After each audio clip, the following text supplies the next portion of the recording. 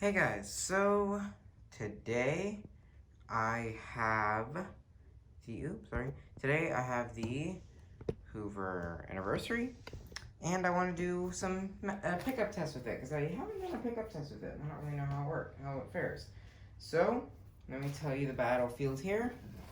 Over here we have rice and pasta, then we have baking soda and flour, and then we have paper, and a little bit of dust. Then we have wood chips, coins, pet hair, and then we have actual human hair. So we'll see how it performs. Now, this is, oh, sorry, I forgot right here. This is the outside mix. It's a little bit of that in there. There's like one Lego there. So this is the bag that was in it, and I didn't realize until now that this is not the right bag.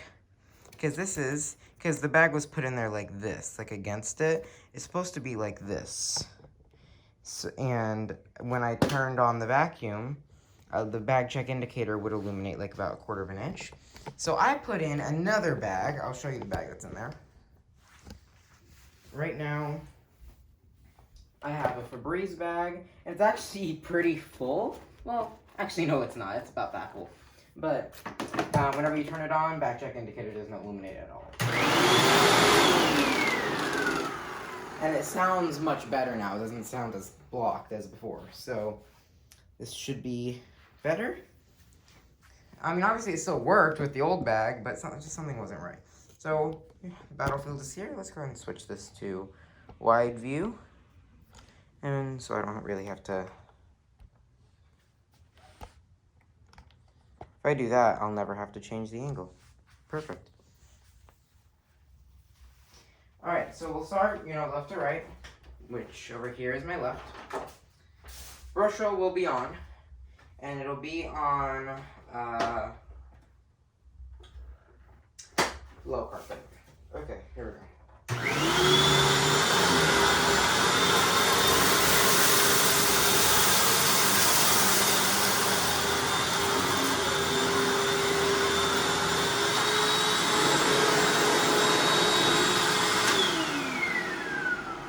Seem to perform very well, except for the pasta. Let me go ahead and get that now.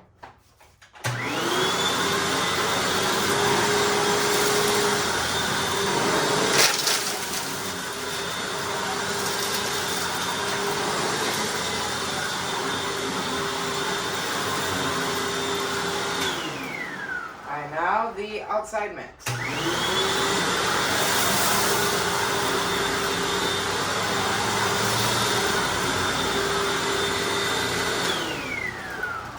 Performed extremely well, as I thought. Next, the baking soda.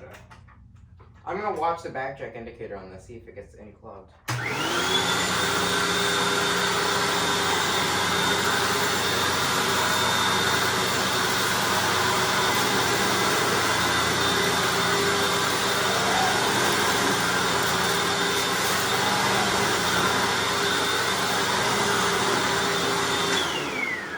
I did not see it get clogged, so that's good. Next, paper.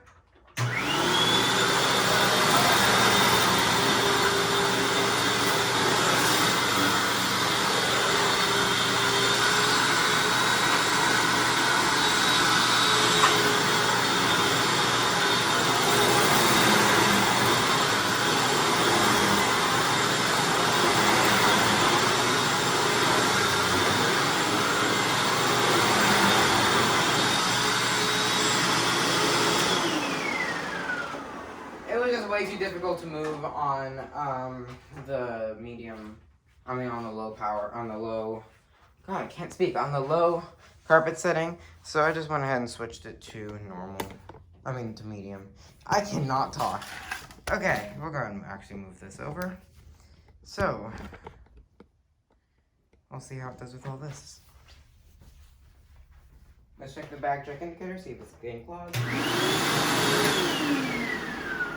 Not at all. Alright, let's continue this then.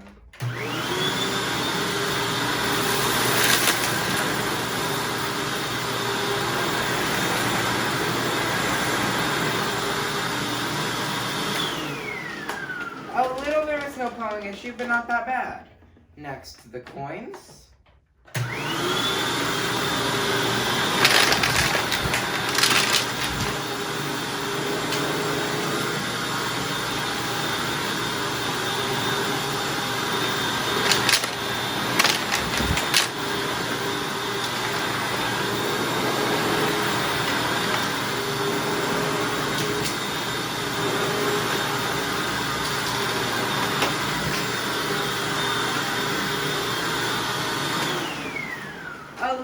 struggling, but not that bad. Alright, next, the pet hair. I think this will do very well.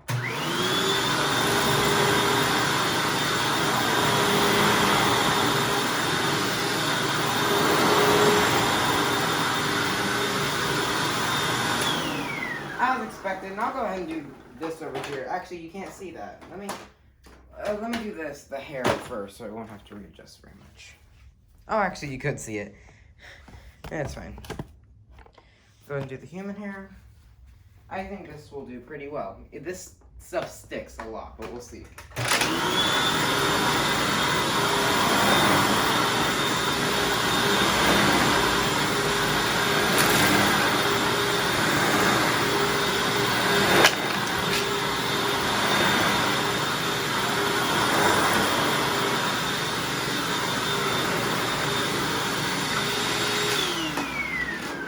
Fared amazingly.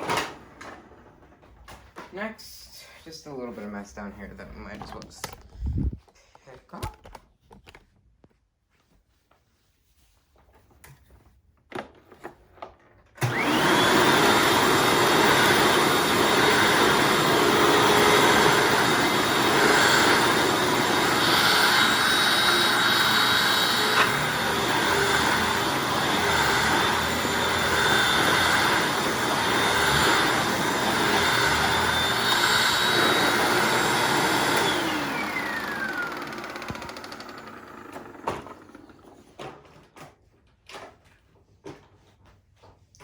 Well, that worked very well, and pretty much all these tests, it fared fine. No real hardships on it. Let me go ahead and pick up a few of these pieces of wood.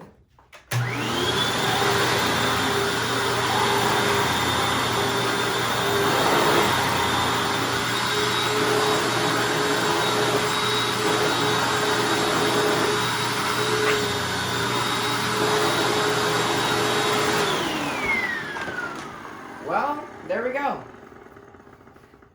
Worked great. So, this was a very popular machine in the 2000s. Probably the most popular machine in the 2000s. And this was like rated best vacuum, I think in like the late 90s, like 98, 99 or something. I think it was 98. So, yeah, it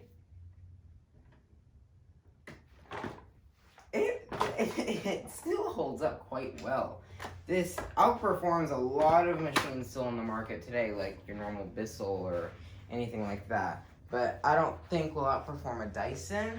I don't think it'll outperform a Kirby. It'll outperform the DC-14, but it won't outperform like a Dyson Ball Animal 2. And it might outperform an NV352, Shark NV352. So yeah, those are the pickup tests, and that seemed to do quite well. So thanks for watching, and I'll see you guys in another video. Bye.